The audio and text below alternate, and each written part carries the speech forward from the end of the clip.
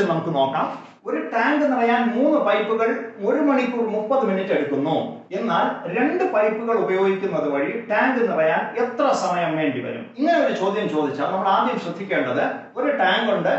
ഈ ടാങ്കിനകത്ത് 3 പൈപ്പുകൾ പ്രവർത്തിക്കുന്നു.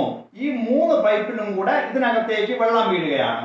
അപ്പോൾ 3 ടാപ്പിലെണ്ണം വെള്ളം അകത്തേക്ക് വീഴുമ്പോൾ ഈ ടാങ്ക് നിറയുന്നതിന് വേണ്ടി 1 മണിക്കൂർ 30 മിനിറ്റ് എടുക്കുന്നു. അപ്പോൾ 3 ടാപ്പുകൾ 1 മണിക്കൂർ 30 മിനിറ്റ്, അതായത് 1.5 മണിക്കൂർ.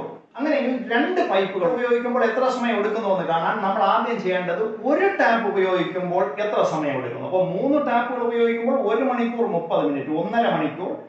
ഒരു ടാപ്പ് ഉപയോഗിക്കുമ്പോൾ ടാങ്ക് നിറയാൻ എടുക്കുന്ന സമയം ഇതിന്റെ 3 ഇരട്ടിയായിരിക്കും. കാരണം 3 ടാപ്പുകൾ ഉപയോഗിച്ച് വെള്ളം നിറയുന്നതിന്റെ 3 ഇരട്ടി സമയം വേണം ഒരു ടാപ്പ് കൊണ്ട് വെള്ളം നിറയ്ക്കാൻ.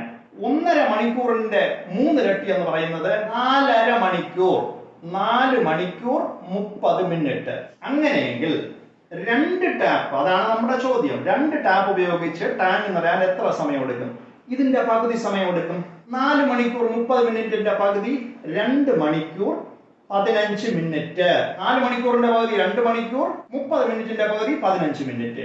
അപ്പോൾ 2 ടാപ്പ് ഉപയോഗിച്ച് ടാങ്ക് നിറയാൻ എടുക്കുന്ന സമയം 2 മണിക്കൂർ 15 മിനിറ്റ്.